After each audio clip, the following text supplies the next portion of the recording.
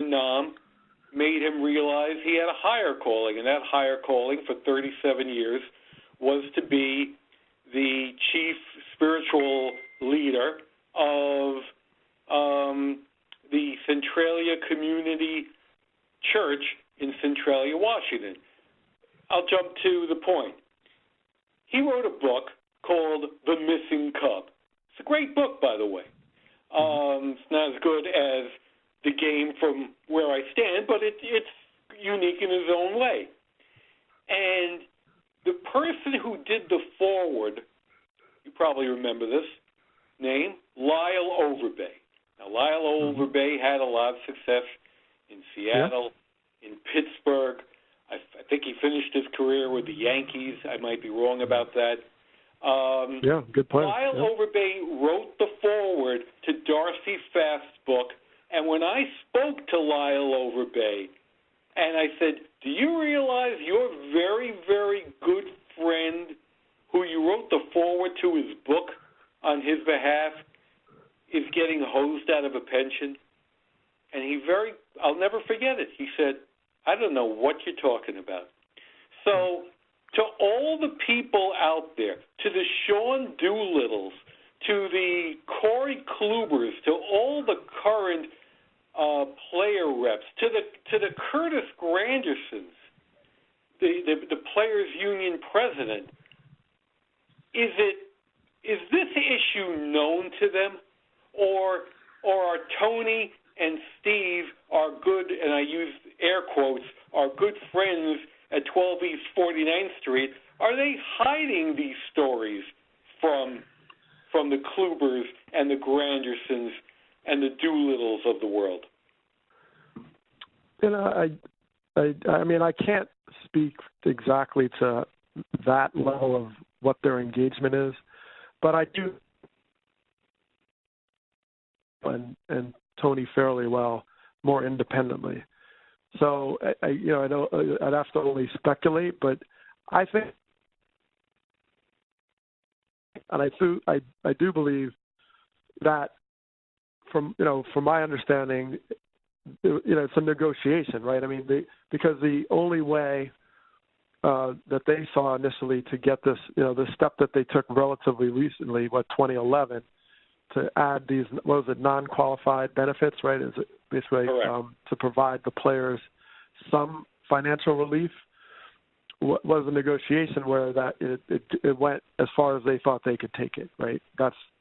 So they negotiated and were able to reopen something where they can go back in time, right, and provide benefits to those that didn't have any, right? So I think overall they say, well, that's some progress, right? So I think for me, I see going from there to the next place, right? That's the disconnect. Okay, it's like, okay, because as I mentioned, I talked to Manfred in an interview, and he underscored the word I asked even in the question, which was unprecedented.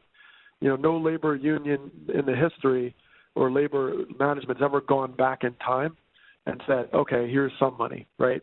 So, but my thing is, okay, now let's go to what we believe would be equitable, right? Really, can we do that?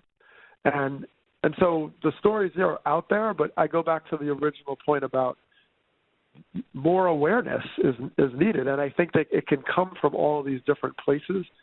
But whether it's the power of the pen, whether it's, like I said, I'm on the Alumni Association, so and I've raised this question a number of different ways at different times, but I want to do something, because I want to try a different strategy or approach to really continue to tell these stories in a way that's really tangible. I mean, look, if you have the audience, if you mentioned Sean Doolittle, who's done some amazing work, Washington Nationals closer. Just imagine spring training, going down there with the Alumni Association or, the union meetings and just adding these stories to it and say, hey, I want you guys to think about this. This is really important. I would think that to a man, to a player, they would be really interested in this. I just think it's how, when, and getting, like you said, the leadership to prioritize it in a certain way. I think it takes a life of its own. I mean, who knows? I mean, maybe Clayton Kershaw, they say, hey, we're going to donate. Now, I think you have, and I know you've looked into this, Doug, but you have to, whatever legal construct or whatever regulations, that's something that has to really be vetted, right? Because you can't really, you don't want them to gift it or something like that, and people have to pay these exorbitant taxes on it or something. I don't know. So that's the part.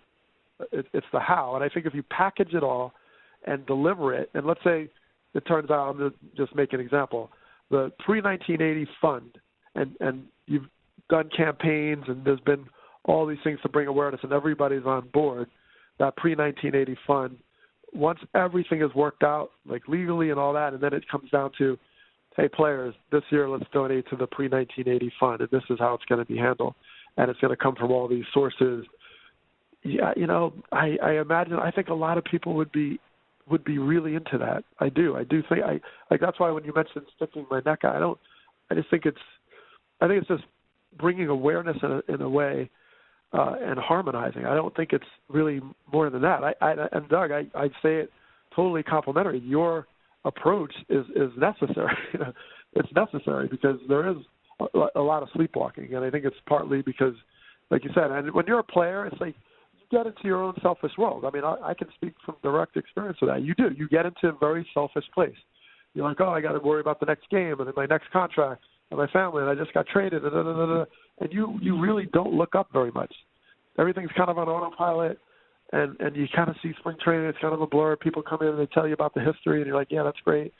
I mean, you're really kind of in that, and it's not nefarious. It's not because people just don't care about their world, their communities, and they do. They show it in other ways, but that is a challenge. It's really difficult. And then you also have to have players. Players also don't want to face their mortality, the finite nature of their career. They don't want to really deal with that. You're like, oh well, these guys are 70, and one day you're going to be 70, and this is they don't do well with that because they don't even do well with like, hey, one day better invest your money because they're like, no, this is not going to end, and then it ends. So it is a little bit. That's why I think it's a lot to do with bringing people in the room together. People know the stories of the extreme struggles, and guys are destitute, and you have your baseball assistance team, you have BAT, and all these programs. But it's the silo effect of this is what I think doesn't work. I think you got to figure out the bridge builders and the leaders of those bridges.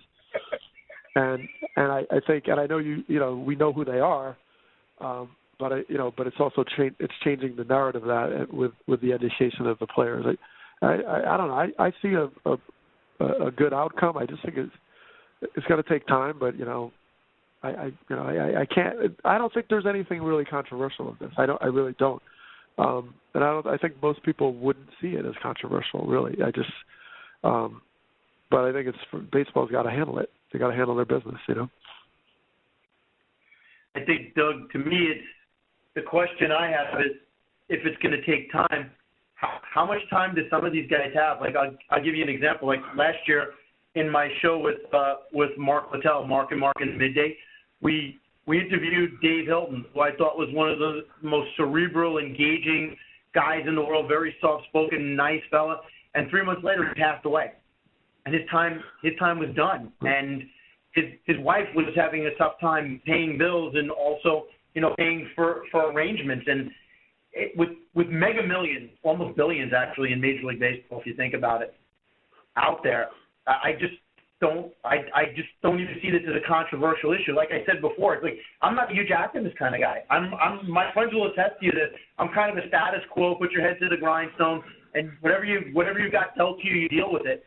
But yet, I don't even see this as something like as even being an activist for this, because all we're just asking for is just, these are the builders. These are the guys whose shoulders, they walk picket lines, and they lost time for military service, or they sat on benches and didn't play, or, they spent 6 to 8 years in the minor leagues, which, as I've always said, that's an apprenticeship. If you're an apprentice in the electricians union, you get time to your pension for that. They don't just say, oh, you're an apprentice, you don't get any money for it. So it's right. How do we get? Yeah. No, look, it's a great point, and I because part of the reason we're talking about this class is the urgency, right? I mean, you mentioned it started off in 1,000 players, and you're down to 640, and it's only going down. And of course, I guess in theory the problem goes away when they're all gone, right? Well, you know what? Remember the old. But go ahead. I was gonna say, remember the old basketball style from University of North Carolina to Dean Smith, 4 corners offense, where you just run out the clock basically. That's what they're trying to do, play 4 corners on these guys. Right. I mean, and so I think there's, but I go back to that example and of like my whole thing with snow shoveling, right? So it took about 18 months, which is probably not even that long from when I had this, incident where, police officers basically at my driveway asking me if I'm shoveling snow to make money when it's my actual house.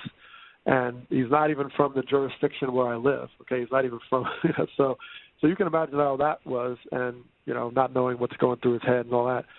So, but it took a while. But in the time that I was working on this, I learned a lot. I almost like a listening tour. I talked to the police department. I talked to the, U.S. District Attorney's office. I talked to the public defender's office. I learned the law. I talked to legislators, many of which you've done, right? But that's that, so, and look, I stepped back and said, well, this is obvious. This is clearly messed up. This is wrong. And it's simple. Like, someone's going to, apologize. They're just going to fix it. But, or just like now, someone could just write a check. There's $10 billion, whatever. There's billions of dollars floating around. The pension fund is, whatever billion. Just take, 0.2% of that, and you could make this all go away. I totally understand. But whatever that is, in justice and what it's taken to move these mountains, there's a slow burn. And the sad thing, as you mentioned, these stories of these players who are in their 70s, they don't have a lot of time. And look, and I think there's truth to when I talk to Steve Rogers, I'm trying to understand the history more, and it's fairly complicated in the union history when some of these laws changed, and Taft-Hartley Act and all these different things. Fascinating, history. I think there was a good amount of players initially when that 2011 ruling came down and they gave this money. There were players that were appreciated, at least more so being remembered, right? Just being remembered, and that's sort of sometimes the sadder thing in some regards. It's like, yeah, just being remembered is powerful. Yeah, the 625 every quarter is something, but it's also the recognition. So I see, and to me that light bulb went off, and that may be the key. The key is remembering. You talk about a Purple Heart player, player who had the Purple Heart, and all these amazing contributions they've made in life. And the stories you've written, Doug, have been great, like the teachers and, wrongfully accused and jailed. And I mean, yes, these are incredible people who have incredible stories, many to tell, and military service, as you mentioned.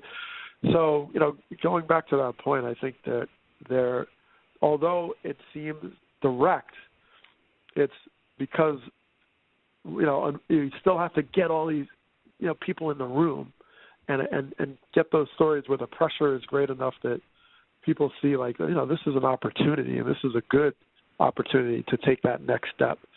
And so, so I, because even for me, all right, I look at what I can do, right? And each person can kind of take that inventory. But half of it is, like you said, awareness. It's just awareness. And I believe that could take a life of its own in a very powerful way, especially nowadays with just the way you can get information out there more and more. I'm aware of one thing. It's time to take a little break and pay some bills, so we'll be back in a moment. And Eric, our producer, pre-recorded this today, so let's test it out and take it for a walk. And we'll be back momentarily. Marc and Doug will be back in a moment. But in the meantime, have you given any thought to becoming one of our sponsors? Unlike some podcasts that don't even attempt to address heated issues of importance or whose producers believe that they are infallible, Mad Radio exists to take on these topics that are being largely neglected by the mainstream print and broadcast media. So if you'd like to help make Mad Radio a